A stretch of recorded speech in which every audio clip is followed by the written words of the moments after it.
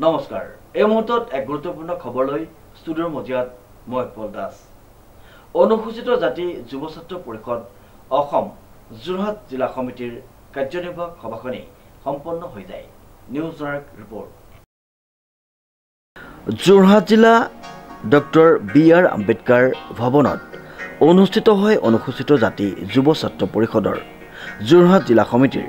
কাৰ্যনিৰ্বাহক সভাখনি সভাৰ আৰম্ভণিতে পৰিষদৰ কেন্দ্ৰীয় সভাপতি ৰুবুল দাসে ডক্টৰ বি.আৰ. আম্বেদকাৰ প্ৰতিমূৰ্তিত বন্তি প্ৰজ্বলন আৰু পুষ্পাঞ্জলি অৰ্পণ কৰি কাৰ্যসূচী শুভাৰম্ভ কৰে সভাত কেইবাগৰাকীও নতুন সদস্যক বিষয়বাব প্ৰদান কৰাৰ লগতে যোৰহাট জিলা সমিতি আৰু অন্তৰ্গত আঞ্চলিক সমিতিৰ নিষ্ক্ৰিয় সদস্যসমূহৰ ওপৰত ব্যৱস্থা গ্ৰহণ কৰে সংগঠনৰ আগন্তুক কৰণীয় কাম কাজসমূহ আৰু পৰিষদৰ সাংগঠনিক দিশত কিদৰে শক্তিশালী কৰি তুলিব পাৰি ইয়াৰ ওপৰত বিশদভাৱে আলোচনা কৰা হয় অনুসূচিত জাতিৰ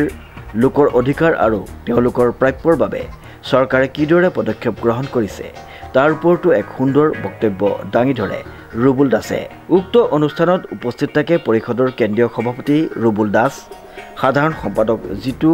কাকতিকে প্ৰমুখ্য কৰি কেন্দ্ৰীয় সমিতিৰ কেইবাগৰাকীও বিষয়ববীয়াৰ লগতে জিলাৰ কাৰ্যকৰ্তা আৰু আঞ্চলিক সমিতিৰ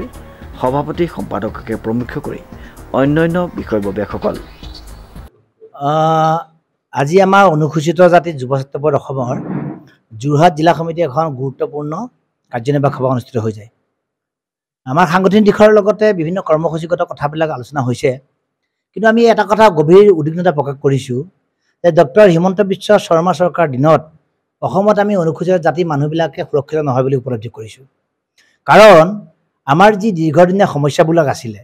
অনুসূচিত জাতিৰ যুৱ ছাত্ৰ পৰিষদে দীৰ্ঘদিন যিবোৰ সমস্যা লৈ পেলাই আমি আন্দোলন কৰি আছোঁ যুঁজবাগ কৰি আছোঁ মুখ্যমন্ত্ৰীক বাৰম্বাৰ আমি স্মাৰক প্ৰদান কৰি আছোঁ এই সমস্যাবোৰ সমাধান হোৱা নাই সমাধানটো হোৱা নাই বৰঞ্চ এইজনা মুখ্যমন্ত্ৰীৰ দিনত বহুত সমস্যা আমাৰ বৃদ্ধি পালে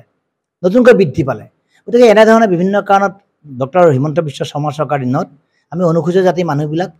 আমি আমাৰ বৃত্তিবিলাক একেবাৰে সুৰক্ষিত নহয় বুলি উপলব্ধি কৰিছোঁ গতিকে অনুসূচিত জাতি যুৱ ছাত্ৰ পৰিষদে আজি যোৰহাট জিলা সমিতিয়ে এটা সিদ্ধান্ত গ্ৰহণ কৰিছে অতি শীঘ্ৰে আমি আমাৰ সমস্যা সমাধানৰ দাবীত পুনৰ আমি আন্দোলনৰ কাৰ্যসূচী গ্ৰহণ কৰিম নিশ্চিতভাৱে চাওক 1966 চনৰ পিছত ভাৰতবৰ্ষত জাতিগত গণনা হোৱা নাই যাৰ কাৰণে 2001 চনত হোৱা লোকপিয়লৰ পিছত অনুসূচিত জাতিৰ বৰ্তমান সময়ত জনসংখ্যা কিমান অনুসূচিত জাতিৰ সামাজিক অৱস্থান কি কোৱান্টিফাইবল ডাটা কিমান এই গোটেই কথা বতৰাবিলাক অন্ধকাৰ হৈ আছে আৰু অন্ধকাৰ হৈ থকাৰ বাবেই আমাৰ যি সংৰক্ষণ ব্যৱস্থা এই সংৰক্ষণ ব্যৱস্থাত আঘাত আনিছে শেহতীয়াকৈ 1 আগষ্ট তাৰিখৰ দিনা যি দেশৰ মহামান্য উচ্চতম ন্যায়ালয়ে মানে ৰায়দান দিলে বা পৰ্যবেক্ষণ দিলে এই ৰায়দানক আমি মানে সন্মান জনাই আমি এটা কথা কওঁ যে দেশৰ বিজেপি চৰকাৰে খুব শীঘ্ৰে ব্যৱস্থা গ্ৰহণ কৰিব লাগে ক্ৰিমিলেয়াৰে হওক বা সাব ক্লাছিফিকেশ্যনৰ দৰে যিবোৰ বিষয় উচ্চতম ন্যায়ালয়ে অবজাৰভেশ্যন দিছে এই বিষয়বিলাক কেতিয়াও গ্ৰহণযোগ্য নহয় এই বিষয়বিলাক সম্পূৰ্ণ বন্ধ কৰিব লাগে আৰু অনুসূচিত জাতিক বৰঞ্চ সম্পদৰ ওপৰত অধিকাৰ দিব লাগে ভূমিৰ ওপৰত অধিকাৰ দিব লাগে শেহতীয়াকৈ এতিয়া বিধানসভাত যিখন বিল পাছ হৈছে যে মাইক্ৰ ব্লক পৰ্যায়ত অনুসূচিত জাতি আৰু জনজাতিৰ মাটি কিনা বেচাটো নিজৰ হাতত ৰাখিব কিন্তু এই ব্যৱস্থাটোৰ জৰিয়তে কাৰণ এই ব্যৱস্থা সাংবিধানিক নহয় এই ব্যৱস্থাৰ জৰিয়তে অসম বিধানসভাত এখন বিল পাছ কৰি কিমান দূৰ অনুসূচিত জাতি মানে সুৰক্ষিত কৰি ৰাখিব পাৰিব সেই কথাটো আমি চিন্তান্বিত গতিকে আমি ভাবোঁ দেশৰ উচ্চতম ন্যায়ালয়ে হওক চৰকাৰে হওক অনুসূচিত জাতিৰ যিবোৰ সমস্যা সমাধান কৰিব লাগে আৰু অনুসূচিত জাতি আৰু জনজাতিক দেশৰ সংবিধানে 341 আৰু 342 অনুচ্ছেদত আমাক তাত অন্তৰ্ভুক্ত কৰি ৰাখিছে অধিকাৰ দিছে ক্ষমতা দিছে গতিকে সংবিধানখনক সকলোৱে সন্মান জনাই আমাৰ ওপৰত যি অধিকাৰ এই অধিকাৰ প্ৰদান কৰিব লাগে শ্ৰীমন্ত মাধৱ বৰুৱাৰ ৰিপৰ্ট নিউজ নাও।